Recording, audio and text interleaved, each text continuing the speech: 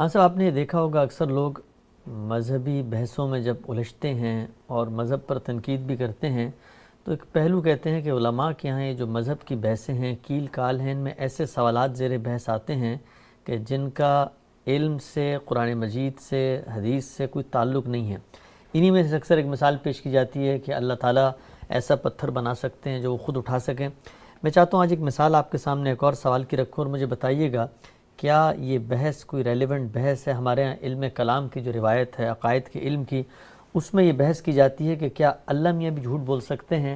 اور کہا یہ جاتا ہے کہ پیغمبر نے تو جو بات بتائی ہم اس پر ایمان لے بھی آئیں، لیکن یہ امکان تو باقی رہتا ہے، ہمیں ثابت کرنا پڑے گا کہ اللہ نے پیغمبر سے بھی سچ کہا، کیونکہ کوئی عقل والا یہ بھی سوال اٹھا سکتا ہے کہ ہو سکتا ہے اللہ تعالیٰ نے پیغمبر سے نعوذ باللہ جھوٹ کہا ہو، تو ہم اس کا جواب کیسے دیں؟ بتائیے گا مجھے، کیا یہ بحثیں کرنے کی ضرورت ہے ہمیں؟ اللہ تعالیٰ نے اپنی کتاب میں ہماری رہنمائی فرمائی ہے کہ انسان کو اللہ کا دین کس طرح پیش کرنا ہے اور لوگوں سے کیا توقع ہے کہ وہ کیسے مانیں گے۔ تو اس میں یہ بتایا گیا ہے کہ اللہ تعالیٰ نے ہر انسان کی فطرت میں بنیادی ہدایت رکھ دی ہے۔ جس وقت اللہ تعالیٰ کے پیغمبروں کی دعوت سامنے آتی ہے تو اگر کسی نے اس چراغ کو روشن رکھا ہے جو اللہ تعالیٰ نے اس کے اندر جلایا تھا، تو وہی اس روشنی سے بھی استفادہ کرتا ہے۔ ایک بڑی خوبصورت تمثیل ہے قرآن مجید میں سورہ نور میں کہ یہ تو حقیقت میں نور علی نور ہوتا ہے۔ آپ نے اس روشنی کو زندہ رکھا ہے تو آپ اس روشنی کو بھی پالیں گے۔ اگر وہ ہدایت جو اللہ تعالیٰ نے آپ کی فطرت میں دی ہے اس کی آپ نے قدر کی ہے تو اللہ تعالیٰ توفیق دیں گے، آپ پیغمبروں کی بات کو بھی سنیں گے اور سمجھیں گے اور اس کو قبول کریں گے۔ تو یہ بنیادی بات پہلے ذہن میں رکھنی چاہیے۔ اب اگر کسی شخص کا ذوق اتنا پست ہو گیا ہے کہ وہ اس کائنات کے خالق کا تصور کرتا ہے اور اس کے بارے میں بھی اس امکان کو مان لیتا ہے کہ وہ جھوٹ بول سکتا ہے، یعنی ظاہر ہے کہ اس میں اللہ تعالیٰ کی ذات کے بارے میں ایک تصور کیا گیا نا، یہ میں کسی شریف النفس انسان کے بارے میں بھی قائم کرتے وقت 10 مرتبہ سوچوں گا۔ تو اگر کسی شخص کا ذوق اتنا پست ہو گیا ہے تو آپ اس سے پیغمبر کو منوا کے کریں گے کیا؟ پہلے تو اس کا حاصل کیا ہے؟ پہلے تو اس کو بتانا چاہیے کہ ذات خداوندی کے بارے میں اگر وہ کوئی مثبت رویہ رکھتا ہے تو کیا فی الواقع جس پروردگار نے اس کائنات کو بنایا، جس نے مجھے وجود بخشا، جو سراسر خیر ہے، جس نے مجھے یہ حادثہ اخلاقی دیا جس کی بنیاد پر میں حسن و قبح میں فرق کرتا ہوں، وہ کیا جھوٹ بول دے گا؟ مجھے یاد ہے کہ ایک مرتبہ ہم لوگ ایک باغ میں سیر کر رہے تھے تو وہاں دور سے دیکھا وہ گلاب کا پودا تھا، اس کے کسی پتے پر کسی پرندے نے بیٹ کی تھی سرخ رنگ کی، تو بظاہر ایسے لگتا تھا کہ یہ پھول ہے، یہ پتی ہے اس کی۔ تو آدمی اس غلط فہمی میں مبتلا ہو سکتا ہے، لیکن کیا واقعی ہم پرندے کی بیٹ میں اور گلاب کے پھول میں فرق نہیں کر سکتے؟ کرتے ہیں۔ اللہ تعالیٰ نے جو حصے جمالیات دی ہے، اس حصے جمالیات کو اسی لیے دیا گیا ہے کہ ہم اس کائنات کو دیکھیں، اس کائنات میں اللہ تعالیٰ کے حسن کو دیکھیں، اس کی قدرت، اس کے علم کا ظہور دیکھیں، اس کی حکمت کا ظہور دیکھیں۔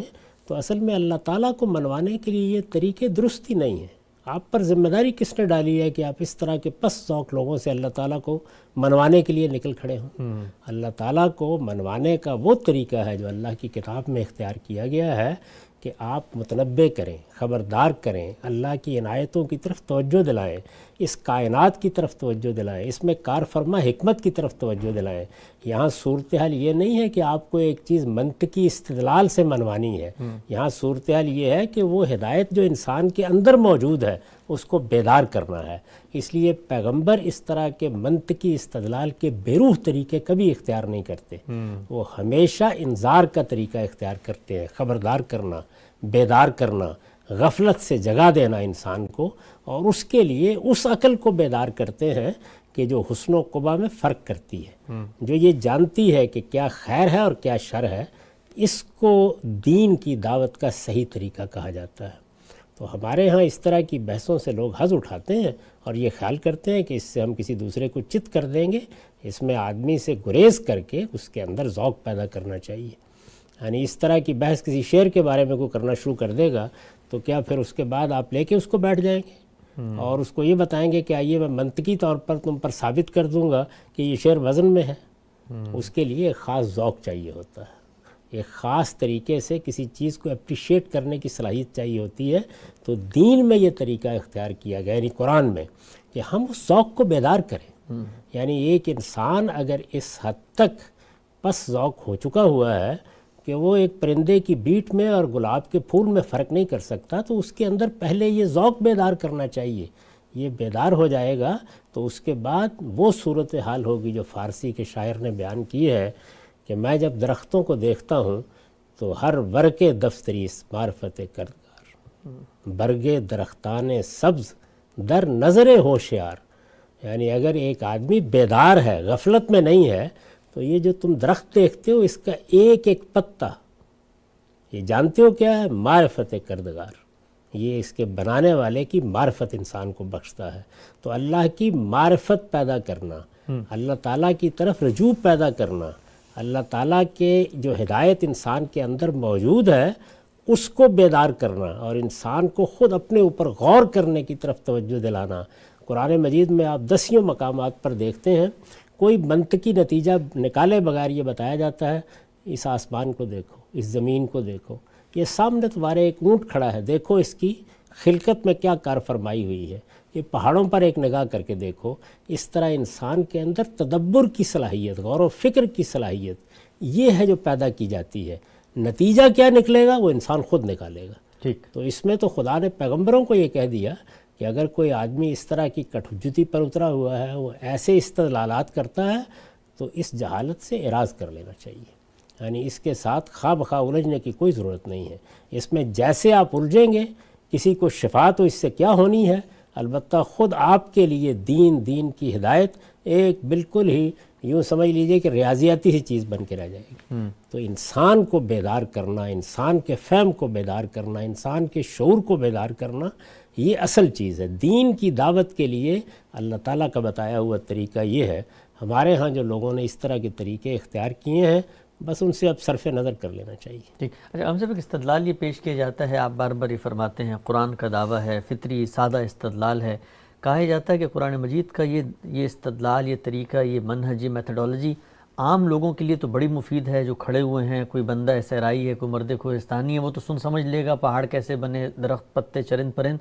لیکن ایک منطق کا پس منظر رکھنے والا، ایک فلسفے کا پس منظر رکھنے والا، ایک سائنس کا پس منظر رکھنے والا، اگر ان کے میدان میں اتر کے ان کو آپ شکست نہیں دیتے ہیں دینی استدلال سے، تو اس وقت تک تو وہ قائل نہیں ہوں گے۔ تو ہمارے اصولیین نے وہ جو پورا علم کلام مرتب کیا ہے، وہ اصل میں پورا ایک منطقی نظام کھڑا ہوا تھا، اس کا رد کیا اس کے اندر جا کے۔ یہ دین کی دعوت میں فتح و شکست کہاں سے آ گئی؟ یہ تو لفظی دین کی دعوت کے لیے اجنبی لفظ ہے۔ اصل میں یہ ہمارے ہاں کے جو بیروح مناظرے پیدا ہوئے ہیں، یہ جو علماء کے اندر دوسروں کے استخفاف کا ذوق پیدا ہوا ہے، یہ جو اس طرح کی بحثیں کر کے لوگوں کو الجھانے کے طریقے وجود میں آئے ہیں، یہ اسی ذہنیت سے آئے۔ اچھا، آپ کے لیے فتح و شکست ہے دین ایک دردمندانہ دعوت ہے، خلوص کی دعوت ہے۔ پیغمبر دیکھ کے آ گیا ہے کہ آگے پل ٹوٹا ہوا ہے، تو وہ تو آپ کو اپنا دل نکال کر یہ بتا رہا ہے کہ اپنے آپ کو بچاؤ اس سے۔ کیا خوبصورت اسالیب رسول اللہ نے اختیار کیے ہیں کہ تم آگ کے گڑھے میں گر رہے ہو اور میں پیچھے سے پکڑ کر تم کو کھینچ رہا ہوں۔ یہ دردمندی، یہ خلوص ہے جس کی طرف جانا ہے۔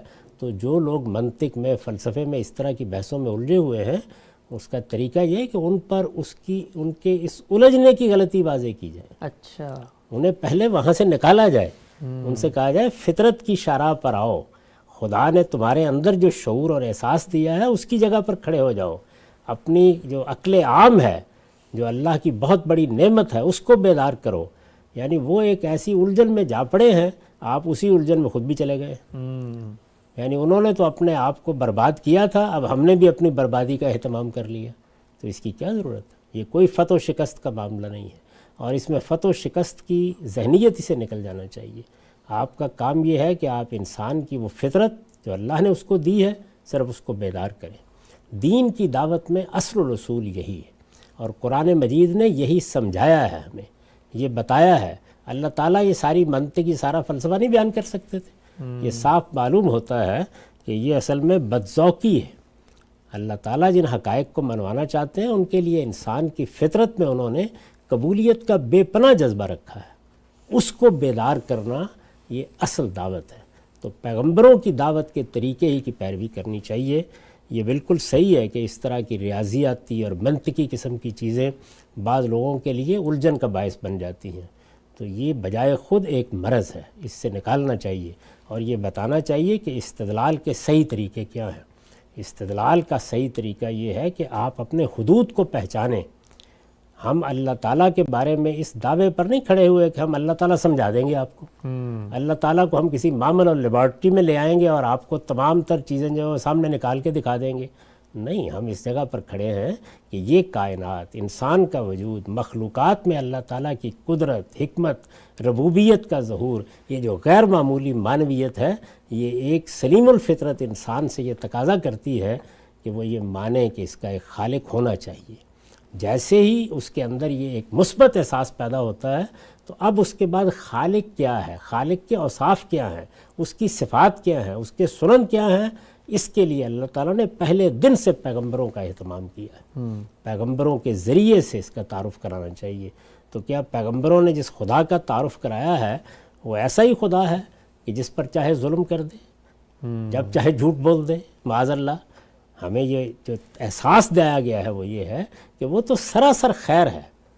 یہ حسن اور قبح کا، یہ خیر اور شر کا جو شعور ہمارے اندر دیا گیا ہے، یہ کیوں دیا گیا ہے؟